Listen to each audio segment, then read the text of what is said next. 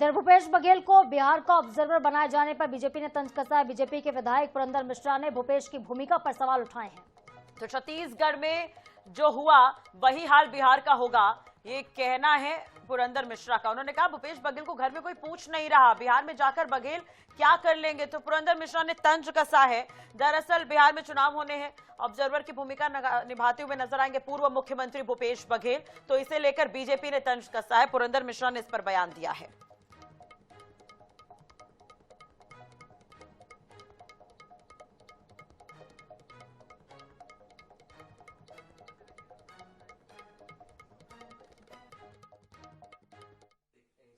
मैं बधाई देता हूं भूपेश जी को, गहलोत जी को कि उनको पार्टी ने बड़े नेता समझ के दायित्व दिया है।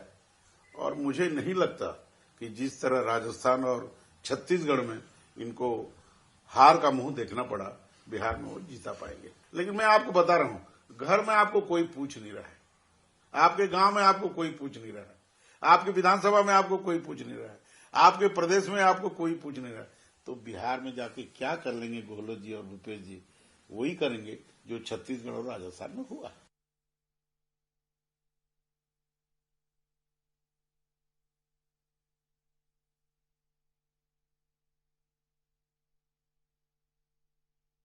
दरअसल देखिए, बिहार चुनाव को लेकर भूपेश बघेल और गहलोत को सीनियर ऑब्जर्वर की जिम्मेदारी दी गई है। जो लिस्ट हम आपको दिखा रहे हैं वो कांग्रेस के ऑब्जर्वर्स की जिम्मेदारी है जो पूरे बिहार चुनाव को मॉनिटर करेंगे। लेकिन पुरंदर मिश्रा जो कि विधायक हैं रायपुर विधानसभा से, और वो ये कह रहे हैं कि भूपेश बघेल को जब उनकी विधानसभा में लोग नहीं पूछ रहे हैं, यहाँ की जनता नहीं पूछ रही है, पाटन की जनता उनको नहीं पूछती है, तो बिहार में जाकर भूपेश बघेल आखिर क्या कर लेंगे।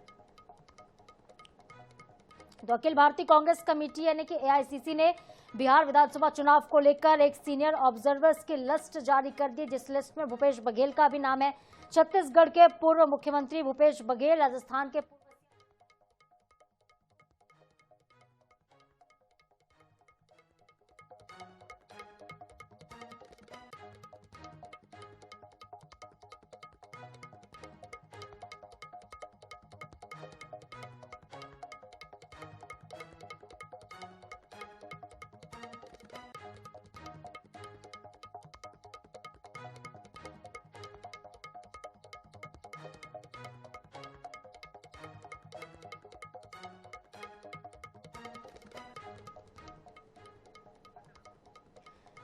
तो जो हाल छत्तीसगढ़ में हुआ है वही हाल बिहार में होगा।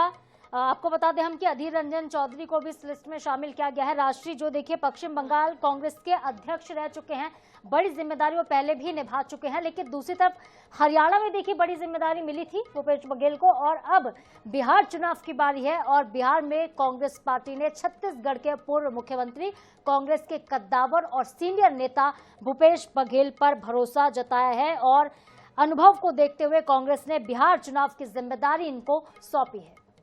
बिल्कुल। और साधना देखिए, अभी हरियाणा में भी चुनाव हुए लेकिन वहां पर भी हार का सामना करना पड़ा कांग्रेस को।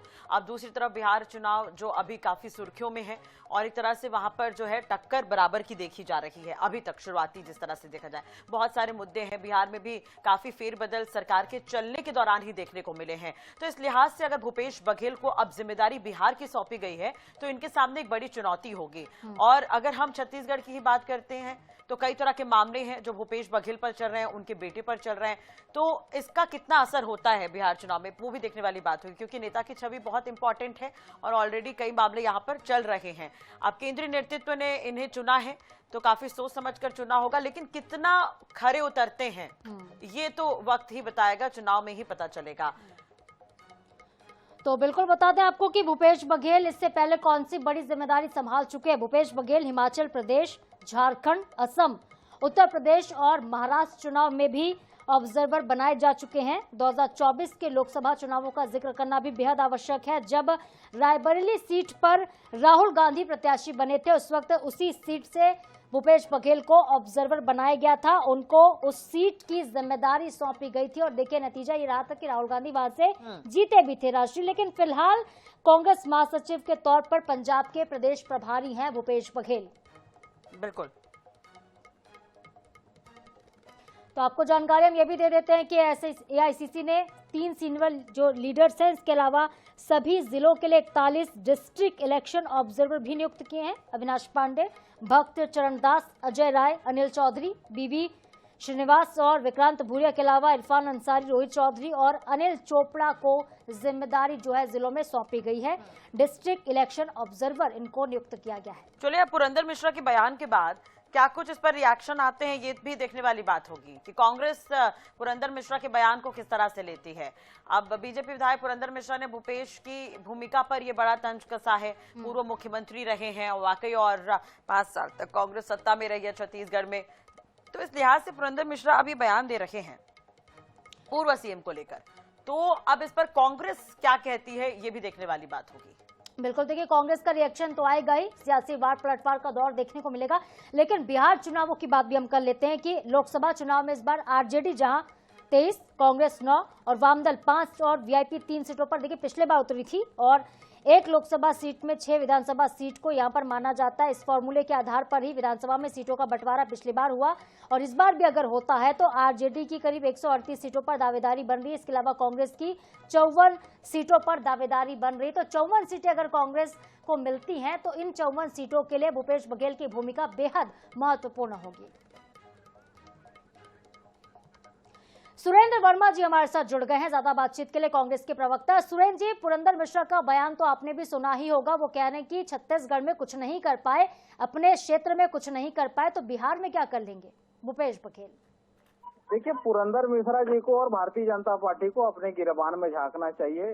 कहावत है, नए मुल्ला ज्यादा प्याज खाते हैं। दलीय चाटुकारिता में अपना नंबर बढ़ाने के लिए राजनीतिक जयचंद पुरंदर मिश्रा जी, उनको अब ये देखना चाहिए कितना समय हुआ है उनको भाजपा में गए, और वो बयानबाजी कर रहे हैं भूपेश बघेल जी पर। पूर्व मुख्यमंत्री, न केवल पूर्व मुख्यमंत्री बल्कि राष्ट्रीय महासचिव हैं, पंजाब के प्रभारी हैं, और जितने भी राज्यों में पिछले 5-6 साल से चुनाव हुए हैं, बड़ी जिम्मेदारी भूपेश बघेल जी को राष्ट्रीय स्तर पर लगातार मिलते रही है। सर्वमान्य नेता है, छत्तीसगढ़ कांग्रेस के पूर्व मुख्यमंत्री हैं, और इस तरह से बयानबाजी पुरंदर मिश्रा जी कर रहे हैं जो 2 दिन पहले भगवान प्रभु श्री रामचंद्र जी को लेके गलत बयानी किए।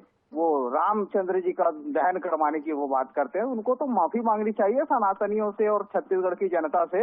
उनको छत्तीसगढ़ की संस्कृति, छत्तीसगढ़ की राजनीति, लेकिन देखिए सुरेंद्र जी, अब इन्हें हरियाणा की भी जिम्मेदारी दी गई थी भूपेश बघेल को, लेकिन वहां पर हार का सामना करना पड़ा। कितने कॉन्फिडेंट है कि बिहार में कुछ बढ़िया कर पाएंगे?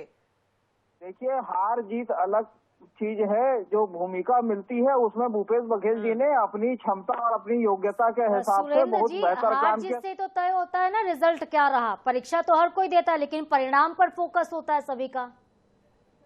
जा रहे हैं देश भर में वोट चोरी करके सरकार बनाने वाले जो हैं, ये तरह तरह के षड्यंत्र रच रहे हैं, वो अलग बात है। लेकिन जनता अब समझ चुकी है, बिहार में जो वोट चोरी के खिलाफ जो अभियान चला है, आम जनता ये मान चुकी है कि भारतीय जनता पार्टी इस प्रकार के षड्यंत्र करके ऐसे पाप रखती है, लोकतंत्र को कलंकित करती है। इस बार नहीं चलने देंगे। ठीक है, सुरेंद्र जी बने रहेगा हमारे साथ। अमित चिमनानी जी जुड़ गए हैं बीजेपी की तरफ से अपनी राय रखने के लिए। बीजेपी की तरफ से अमित जी, ये बयान दिया गया है, पुरंदर मिश्रा ने ये बयान दिया है कि भूपेश बघेल अपने ही घर में कुछ कर नहीं पाए, उन्हें कोई यहाँ पर पूछ नहीं रहा है, बिहार का ऑब्जर्वर उन्हें बनाया गया है। सुरेंद्र वर्मा कह रहे हैं कि पहले बीजेपी अपने आप को देख ले, उसके बाद इतनी बड़ी बड़ी बातें करे। क्या कुछ कहेंगे इस पर? भूपेश बघेल जी को इससे पहले भी कुछ प्रदेशों में जिम्मेदारी मिली थी, लेकिन वहाँ कांग्रेस का सुपड़ा साफ हो गया, जमानत नहीं बची लोगों की। तो इस बार भी ऐसा ही होगा। उन्हें पार्टी ने बनाया है, वो उनकी पार्टी है, उनका काम है, लेकिन उनका जो ट्रैक रिकॉर्ड है, बाहर जब भी जिम्मेदारी मिली है वहाँ कुछ प्रभावशाली वो नहीं कर पाए हैं।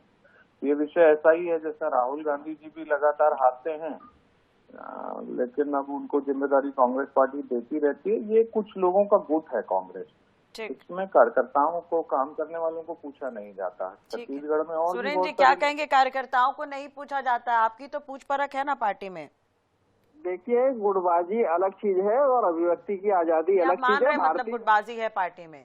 ना, हमारे यहाँ अभिव्यक्ति की आजादी है और गुटबाजी तो एक ही गुट है, अडानी का गुट। पूंजीवादी पार्टी के लोग जो है कैसे कांग्रेस पे आरोप लगा सकते हैं? अभी हाल ही में देखिए, ननकीराम कंवर जी, इनके वरिष्ठ आदिवासी नेता, धरने पे बैठे, इनका यही राजनीतिक चरित्र है। रवि भगत पार्टी से किस प्रकार से पद से वंचित किए गए, और ये पैसा देके टिकट खरीदने वाले पुरंदर मिश्रा जैसे आरोप लगा रहे हैं सुरेंद्र जी, दावेदार बन जाते हैं। देखिए, ननकीराम कंवर जी तो कल भाजपा कार्यालय में थे और बड़े आराम से बैठे थे। और रवि भगत जी ने 8 तो करोड़ में कांग्रेस को कलेक्टर ही हिदायत की है बेचने का और आरोप भूपेश लगा बघेल है। को जरा बारी भूपेश बघेल जी को रवि भगत ने और कांग्रेस को हिदायत दी है कि कांग्रेस के नहीं पास चलिए, मुद्दों लेकिन का अब तो समय ही आएगा साधना, एक तरह से देखा जाए तो वक्त ही बताएगा। अब बिहार की जिम्मेदारी हरियाणा वाला हाल ना हो। बहुत बहुत शुक्रिया आप सभी का जुड़ने के लिए और बातचीत करने के लिए।